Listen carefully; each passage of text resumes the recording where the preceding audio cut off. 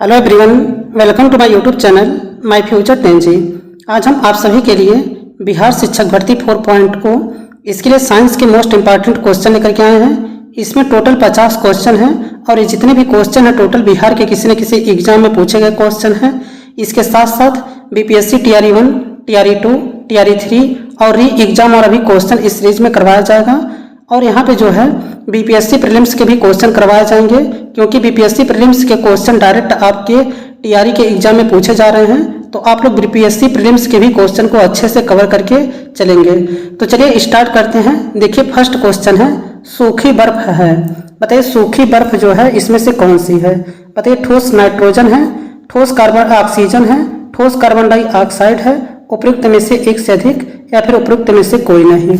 तो देखिए एक क्वेश्चन जो है बीपीएससी TRE 3.0 री एग्जाम में पूछा गया क्वेश्चन है 1 to 5 में, और इसके साथ साथ देखिए ये बीपीएससी का ही क्वेश्चन था जो आपके TRE में पूछा गया था।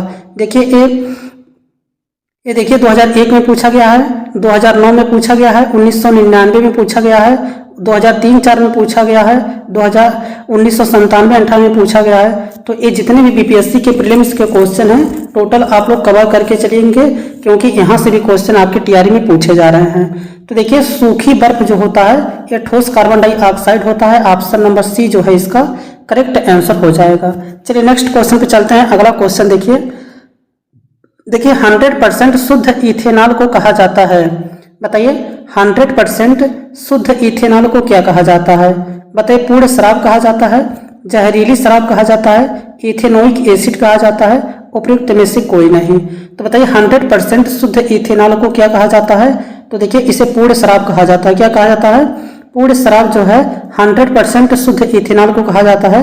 तो इसका ऑप्शन नंबर ए जो है करेक्ट आंसर हो जाएगा। चलिए नेक्स्ट क्वेश्चन पे चलते हैं। अगला क्वेश्चन देखिए, शुष्क बुझे हुए चूने पर क्लोरीन गैस की क्रिया से कौन सा पदार्थ बनता है। बताइए शुष्क बुझे हुए चूने पर क्लोरीन गैस की क्रिया से कौन सा पदार्थ बनता है। बताइए कैल्शियम क्लोराइड बनता है, विरंजक चूर्ण बनता है, हाइड्रोक्लोरिक अम्ल बनता है, उपयुक्त में से एक से अधिक या फिर उपयुक्त में से कोई नहीं। तो बताइए शुष्क बुझे हुए चूने पर क्लोरीन गैस की क्रिया से कौन सा पदार्थ बनता है। तो देखिए विरंजक चूर्ण बनता है। ऑप्शन नंबर बी जो है इसका करेक्ट आंसर हो जाएगा। और विरंजक चूर्ण का जो रासायनिक नाम है ब्लीचिंग पाउडर, ये भी आप लोग याद रखिएगा। इसी को ब्लीचिंग पाउडर भी कहते हैं, विरंजक चूर्ण को, इसे भी आप लोगों को याद रखना है। बताइए शुष्क बुझे हुए चूने का सूत्र क्या होता है। बताइए शुष्क बुझे हुए चूने का सूत्र क्या होता है। तो CaOH का होल ट्वाइस होता है, ये आप लोग याद रखिएगा। चलिए नेक्स्ट क्वेश्चन पे चलते हैं। अगला क्वेश्चन देखिए, सूर्य की सतह का तापमान अनुमानतः कितना है। बताइए सूर्य की सतह का तापमान जो है अनुमानतः कितना है। बताइए 6000 डिग्री सेल्सियस है, 12000 डिग्री सेल्सियस है, 18000 डिग्री सेल्सियस है या फिर 24000 डिग्री सेल्सियस है। तो बताइए सूर्य की सतह का तापमान जो है अनुमानतः कितना है। तो 6000 डिग्री सेल्सियस है। ऑप्शन नंबर ए जो है इसका करेक्ट आंसर हो जाएगा। बताइए केंद्र का तापमान कितना है। तो 15 मिलियन डिग्री सेल्सियस है, इसे भी आप लोग याद रखिएगा। चलिए नेक्स्ट क्वेश्चन पे चलते हैं। अगला क्वेश्चन देखिए, टेलीस्कोप की खोज किस वैज्ञानिक ने की थी। बताइए टेलीस्कोप की खोज जो है किस वैज्ञानिक ने की थी। बताइए न्यूटन ने किया था, रदरफोर्ड ने किया था, जेम्स वाट ने किया था या फिर गैलीलियो ने किया था। तो बताइए टेलीस्कोप की खोज करने वाले कौन थे। तो देखिए टेलीस्कोप की खोज जो है एक गैलीलियो के द्वारा किया गया था। ऑप्शन नंबर डी जो है इसका करेक्ट आंसर हो जाएगा। टेलीस्कोप की खोज जो है गैलीलियो के द्वारा किया गया था। ऑप्शन नंबर डी जो है इसका करेक्ट आंसर हो जाएगा। बताइए वाष्प इंजन की खोज किसने की थी। बताइए वाष्प इंजन की खोज करने वाले कौन थे। तो जेम्स वाट थे, और गुरुत्वाकर्षण की खोज किए थे न्यूटन। ये भी बात आप लोग याद रखिएगा। चलिए नेक्स्ट क्वेश्चन पे चलते हैं। अगला क्वेश्चन देखिए, उपग्रह सैटेलाइट का उपयोग किया जाता है। बताइए उपग्रह का उपयोग जो है किया जाता है ऊर्जा पैदा करने के लिए, टेलीविजन के लिए, रेडियो के लिए या फिर प्रकाश हेतु। तो बताइए उपग्रह जो है जिसे सैटेलाइट कहते हैं इसका उपयोग किसके लिए किया जाता है। तो देखिए टेलीविजन के लिए किया जाता है। ऑप्शन नंबर बी जो है इसका करेक्ट आंसर हो जाएगा। उपग्रह का उपयोग जो है टेलीविजन के लिए किया जाता है। ऑप्शन नंबर बी इसका करेक्ट आंसर हो जाएगा। नेक्स्ट क्वेश्चन है, जल से बाहर निकाले जाने पर मछलियां मर जाती हैं, इसका रीजन बताइए क्या है। बताइए जल से बाहर अगर मछलियों को निकाल दिया जाए तो यह एक्सपायर हो जाती हैं, इसका रीजन क्या है। बताइए उन्हें ऑक्सीजन अधिक मात्रा में प्राप्त होती है, उनका शरीर ताप बढ़ जाता है, वे श्वसन नहीं ले पाती हैं, वे जल में नहीं चल पाती हैं। तो देखिए वे श्वसन नहीं ले पाती हैं, ऑप्शन नंबर सी जो है इसका करेक्ट आंसर हो जाएगा, इसीलिए वह मर जाती हैं। Option number C correct answer है। नेक्स्ट क्वेश्चन है, डॉल्फिन वर्गीकृत किए जाते हैं। बताइए डॉल्फिन जो है ये वर्गीकृत किए जाते हैं मत्स्य में, उभयचर में, सरीसृप में या फिर स्तनी में। तो बताइए डॉल्फिन जो है यह किसमें वर्गीकृत किए जाते हैं। तो देखिए डॉल्फिन जो होती हैं इसे वर्गीकृत किया जाता है स्तनी में। किसमें? स्तनी में स्तनधारी जो होते हैं। तो इसका ऑप्शन नंबर डी जो है करेक्ट आंसर हो जाएगा। डॉल्फिन जो होता है मैमल वर्ग के अंतर्गत आता है, ये भी बात आप लोग याद रखिएगा। चलिए नेक्स्ट क्वेश्चन पे चलते हैं। अगला क्वेश्चन देखिए, वृक्ष की जड़ों को मृदा से पानी कैसे मिलता है। बताइए वृक्ष की जड़ों को मृदा से पानी कैसे मिलता है। बताइए आर्द्रता जल से, बांध जल से, कोशिका जल से, उपयुक्त में से एक से अधिक या फिर उपयुक्त में से कोई नहीं। तो बताइए वृक्ष की जड़ों को मृदा से पानी कैसे मिलता है। तो देखिए इसका करेक्ट आंसर हो जाएगा ऑप्शन नंबर सी जो है कोशिका के द्वारा मिलता है। ऑप्शन नंबर सी इसका करेक्ट आंसर हो जाएगा। चलिए नेक्स्ट क्वेश्चन पे चलते हैं। अगला क्वेश्चन देखिए अगला क्वेश्चन है, भारी पानी हैवी वाटर होता है। बताइए नल का पानी होता है, ड्यूटेरियम ऑक्साइड कहा जाता है, या फिर झील के पानी को कहा जाता है, या फिर नदी के पानी को कहा जाता है। तो बताइए भारी पानी हैवी वाटर जो है किसे कहा जाता है। तो देखिए ड्यूटेरियम ऑक्साइड को कहते हैं। ऑप्शन नंबर सी जो है इसका करेक्ट आंसर हो जाएगा। भारी जल जो होता है इसे ड्यूटेरियम ऑक्साइड कहते हैं। D2O इसका फार्मूला होता है, ये भी बात आप लोग याद रखिएगा। चलिए नेक्स्ट क्वेश्चन पे चलते हैं। अगला क्वेश्चन देखिए, हाइड्रोजन बम के सिद्धांत पर आधारित है। बताइए हाइड्रोजन बम जो है यह किस सिद्धांत पर आधारित है। बताइए प्राकृतिक रेडियो धार्मिकता पर आधारित है, कृत्रिम धार्मिकता पर धार्मिकता पर आधारित है, या फिर नाभिकीय विखंडन पर आधारित है, या फिर नाभिकीय संलयन पर आधारित है। तो बताइए हाइड्रोजन बम जो है किस सिद्धांत पर कार्य करता है। तो देखिए नाभिकीय संलयन के सिद्धांत पर कार्य करता है। ऑप्शन नंबर डी जो है इसका करेक्ट आंसर हो जाएगा। हाइड्रोजन बम जो होता है यह नाभिकीय संलयन के सिद्धांत पर काम करता है। ऑप्शन नंबर डी इसका करेक्ट आंसर हो जाएगा। नेक्स्ट क्वेश्चन है, वर्ष 1898 में एक परमाणु का पहला मॉडल प्रस्तावित किया गया था। बताइए वर्ष 1898 में एक परमाणु का पहला मॉडल प्रस्तावित किया गया था। बताइए नील बोर ने किया था, जे थॉमसन ने किया था, एल्बर्ट आइंस्टीन ने किया था, या फिर ई रदरफोर्ड ने किया था। तो बताइए वर्ष 1898 में एक परमाणु मॉडल जो है किसके द्वारा प्रस्तावित किया गया था। तो ये जे थॉमसन के द्वारा प्रस्तावित किया गया था। ऑप्शन नंबर बी जो है इसका करेक्ट आंसर हो जाएगा। चलिए नेक्स्ट क्वेश्चन पे चलते हैं। अगला क्वेश्चन देखिए अगर आप लोग बिहार शिक्षक भर्ती 4.0 की तैयारी कर रहे हैं तो इस चैनल पर केवल बिहार शिक्षक भर्ती 4.0 की ही तैयारी करवाई जा रही है। तो आप लोग चैनल को सब्सक्राइब करके बेल आइकन को प्रेस जरूर कर लीजिए, क्योंकि अभी तक जितने भी बिहार में क्वेश्चन पूछे गए हैं साइंस के टोटल जो है इस सीरीज में करवाया जाएगा। इसके साथ साथ आप लोगों को भारतीय राष्ट्रीय आंदोलन का क्वेश्चन करवा दिया गया है, आप लोग जा करके देख लीजिएगा। उसके बाद साइंस के भी क्वेश्चन करवा दिए गए हैं, और साइंस के भी क्वेश्चन अक्सर जो है करवा दिए गए हैं, कुछ और है जो आपका चल ही रहा है। उसके बाद जो है आपका ज्योग्राफी के क्वेश्चन जो है बहुत सारे करवा दिए गए हैं, और कुछ क्वेश्चन हैं वो भी चल रहे हैं, तो प्लेलिस्ट बना है, जाकर के उसे देख लीजिएगा। तो देखिए नेक्स्ट क्वेश्चन है, गैसीय से तरल या ठोस अवस्था में परिवर्तन की प्रक्रिया को क्या कहते हैं। बताइए गैसीय से तरल या ठोस अवस्था में परिवर्तन की प्रक्रिया को क्या कहते हैं। बताइए वाष्पीकरण कहते हैं, संघनन कहते हैं, ओस गठन कहते हैं, या फिर द्रवण कहते हैं। तो देखिए इसे संघनन कहते हैं। ऑप्शन नंबर बी जो है इसका करेक्ट आंसर हो जाएगा। नेक्स्ट क्वेश्चन देखिए, एसिटिक अम्ल की गंध किसके समान होती है। बताइए एसिटिक अम्ल की गंध जो है किसके समान होती है। बताइए सिरका के समान होता है, टमाटर के समान होता है, मिट्टी का तेल के समान होता है, या फिर उपयुक्त में से एक से अधिक, या फिर उपयुक्त में से कोई नहीं। तो बताइए एसिटिक अम्ल की गंध जो है यह किसके समान होती है।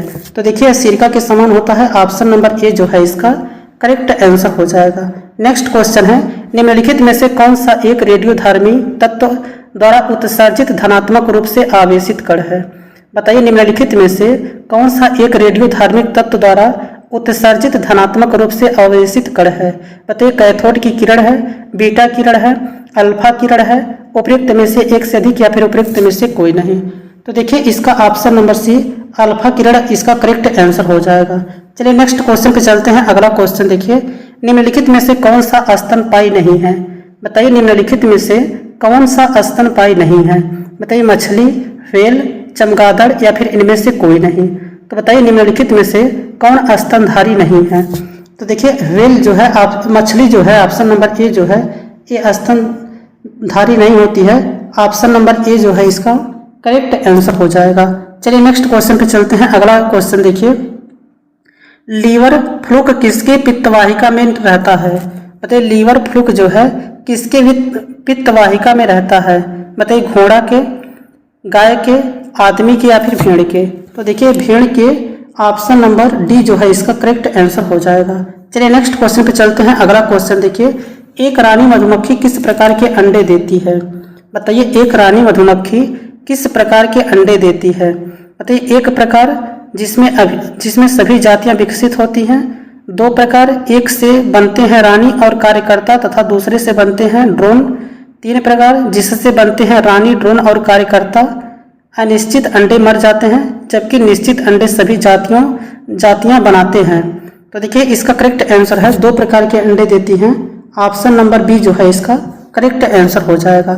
नेक्स्ट क्वेश्चन देखिए, निम्नलिखित में से कौन सी विद्युत चुंबकीय नहीं है? बताइए निम्नलिखित में से कौन सी विद्युत चुंबकीय नहीं है? बताइए गामा किरण, अल्फा किरण, एक्स किरण, उपयुक्त में से एक से अधिक या फिर उपयुक्त में से कोई नहीं। बताइए निम्नलिखित में से कौन सी विद्युत चुंबकीय नहीं है? तो देखिए इसका करेक्ट आंसर हो जाएगा अल्फा किरणें। ऑप्शन नंबर डी बी जो है इसका करेक्ट आंसर हो जाएगा। देखिए इसमें फिजिक्स, केमिस्ट्री, बायो तीनों जो है शामिल किया गया है, तो आप लोग इसे अच्छे से कवर करिएगा। चलिए नेक्स्ट क्वेश्चन पे चलते हैं। अगला क्वेश्चन देखिए चुंबकीय कंपास की सुई बताइए चुंबकीय क्षेत्र के समानांतर स्वयं को संरेखित करती है, चुंबकीय क्षेत्र के लंबवत स्वयं को संरेखित करती है, केवल अस्थायी चुंबकत्व से प्रभावित होती है, विद्युत प्रवाह के द्वारा उत्पन्न चुंबकीय क्षेत्र में घूमती है। तो बताइए चुंबकीय कंपास की सुई जो होती है, तो देखिए इसका करेक्ट आंसर हो जाएगा चुंबकीय क्षेत्र के समानांतर स्वयं को संरेखित करती है। ऑप्शन नंबर ए जो है इसका करेक्ट आंसर हो जाएगा। नेक्स्ट क्वेश्चन है, पंखे की रफ्तार किस पर निर्भर करती है? बताइए पंखे की जो रफ्तार है यह किस पर निर्भर करती है? बताइए वोल्टेज पर निर्भर करती है, धातु पर निर्भर करती है, पंख में एल्यूमिनियम पर निर्भर करती है या फिर पंख में लोहा पर निर्भर करती है? तो देखिए पंखे की जो रफ्तार है ये वोल्टेज पर निर्भर करती है। ऑप्शन नंबर ए जो है इसका करेक्ट आंसर हो जाएगा। नेक्स्ट क्वेश्चन है, तांबे की मिश्र धातु है। बताइए तांबे की मिश्र धातु है। बताइए ड्यूरालुमिन है, मैग्नीशियम है, पीतल है या फिर इस्पात है? तो बताइए तांबे की मिश्र धातु क्या होती है? तो देखिए तांबे की जो मिश्र धातु है यह जो है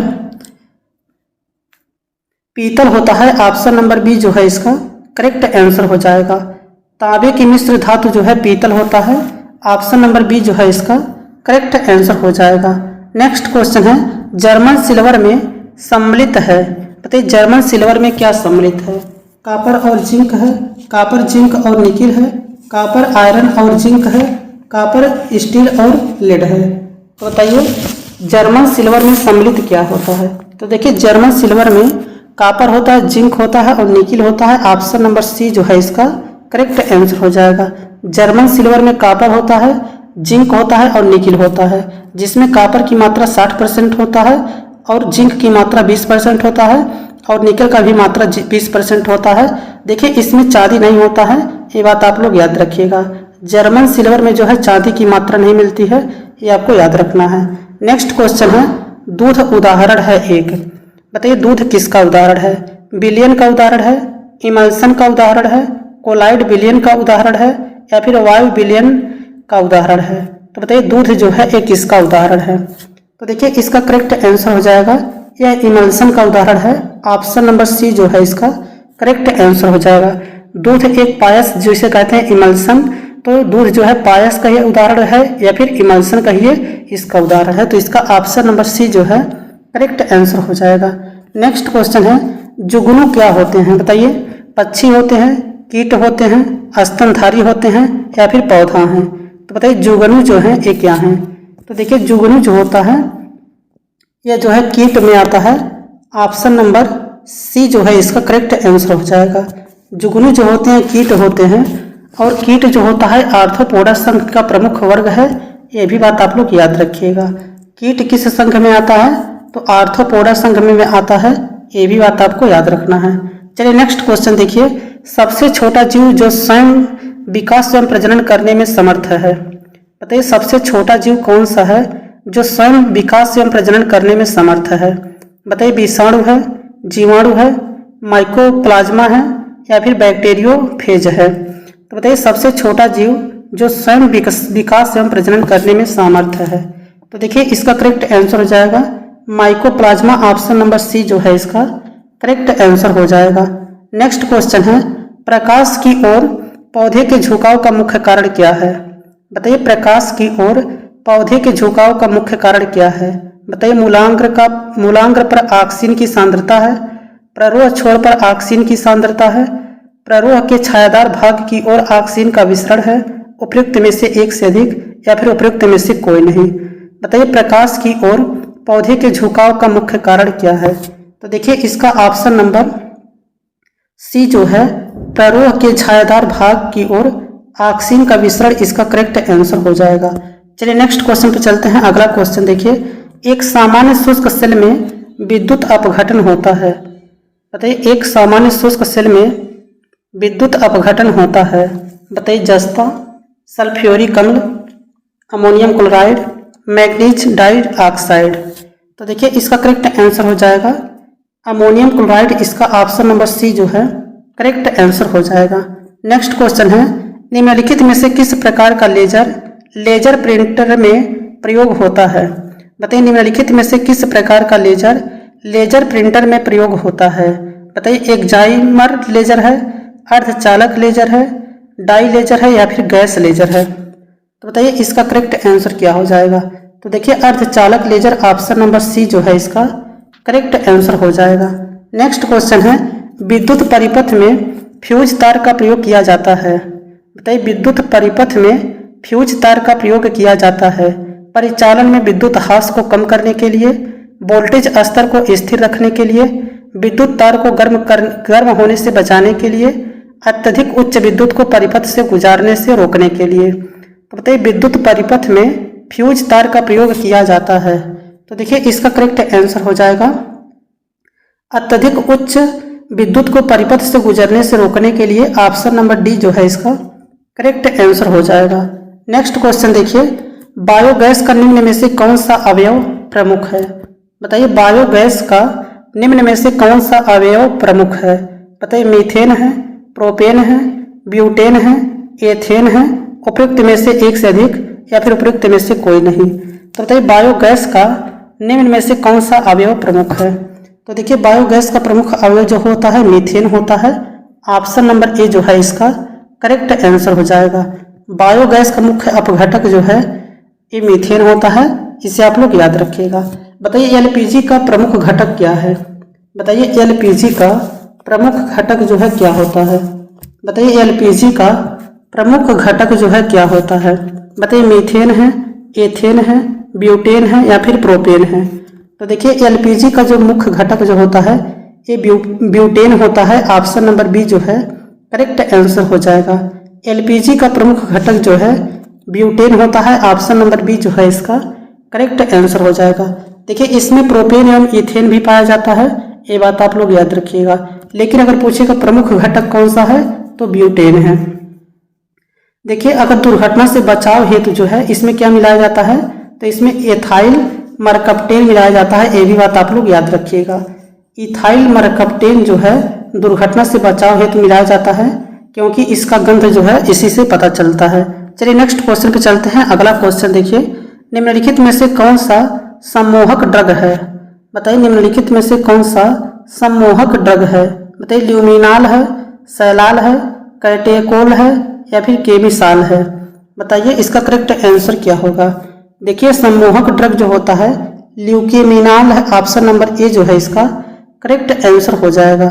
नेक्स्ट क्वेश्चन है, कोशिका के किस भाग में ग्लाइकोलिसिस की क्रिया होती है। बताइए कोशिका के किस भाग में ग्लाइकोलिसिस की क्रिया होती है। बताइए कोशिका द्रव्य में होता है, नाभिक में होता है, माइटोकॉन्ड्रिया में होता है या फिर क्लोरोप्लास्ट में होता है।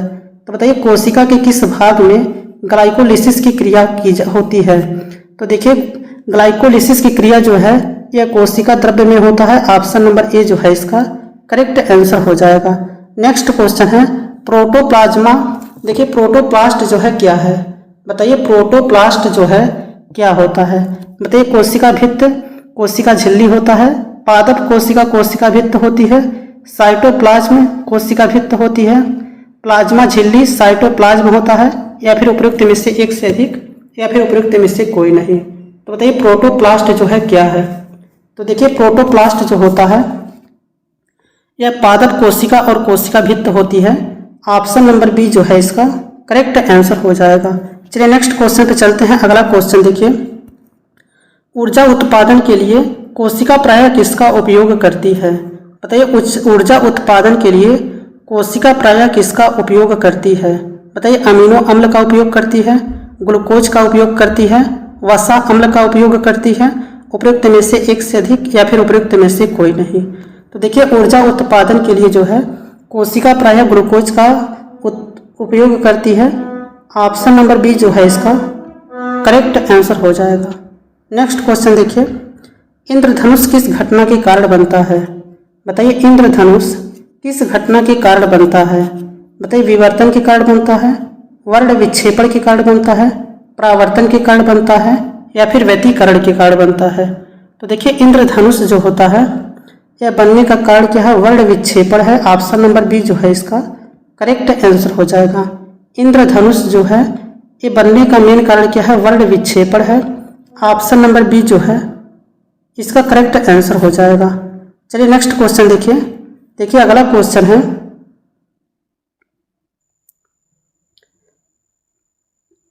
नेक्स्ट क्वेश्चन है तरल ताल की वास्तविक से कम गहराई दिखाई देने का कारण है।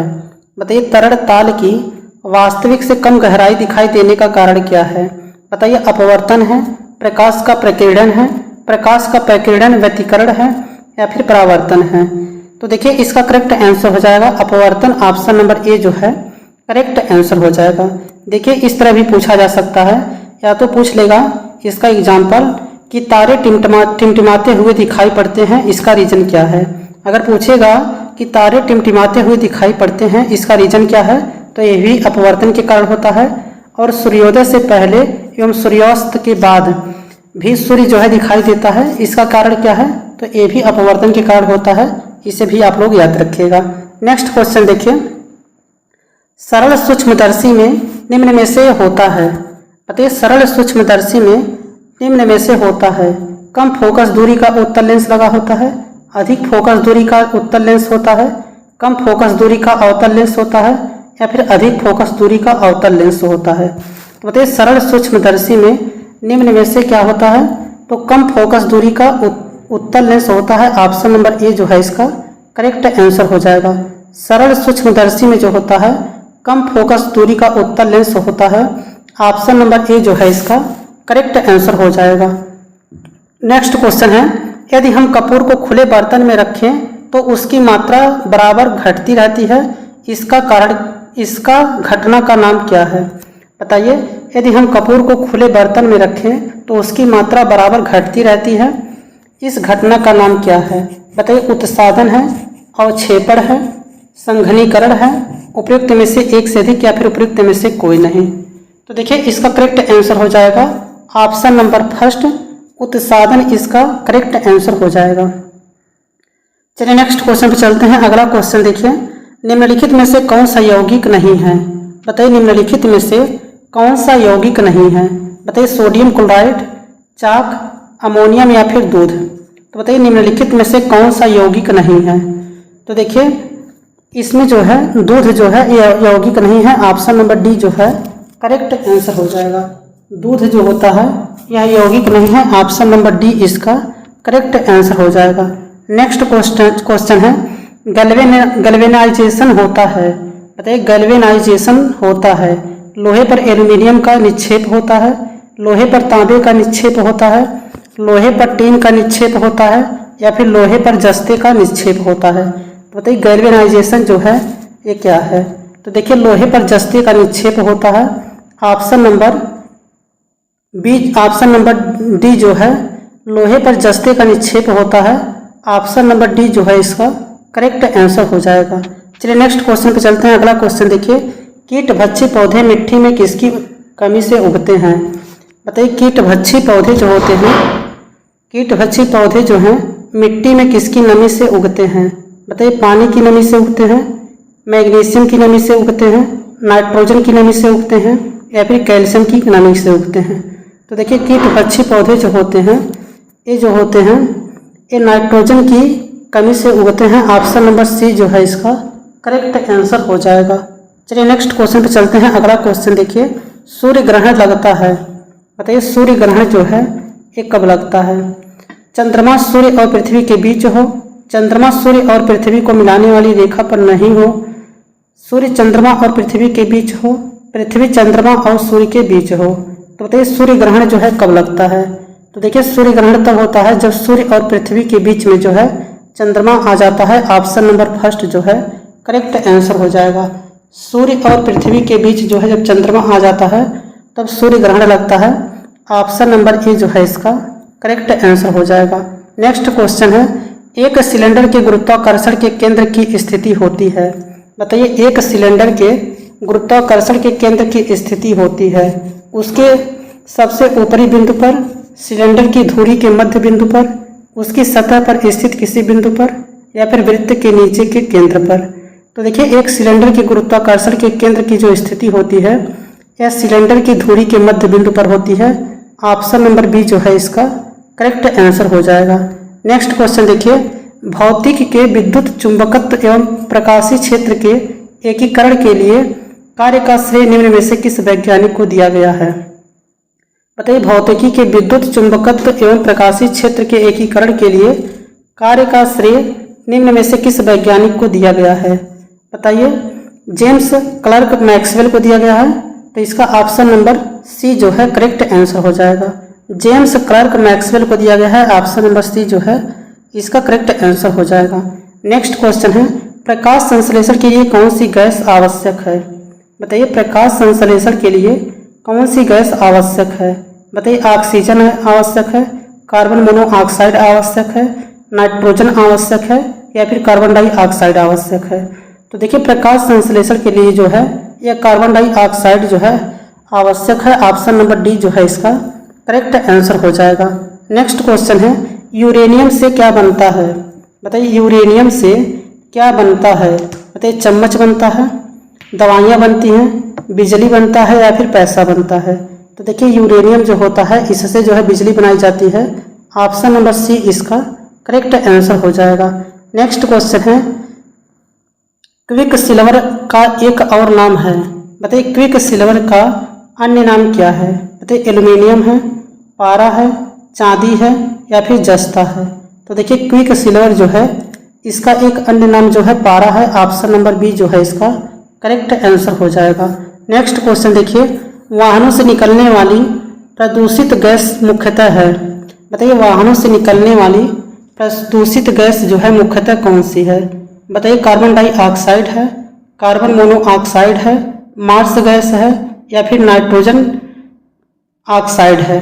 तो देखिए वाहनों से निकलने वाली जो प्रदूषित गैस होता है यह कार्बन मोनोऑक्साइड होता है।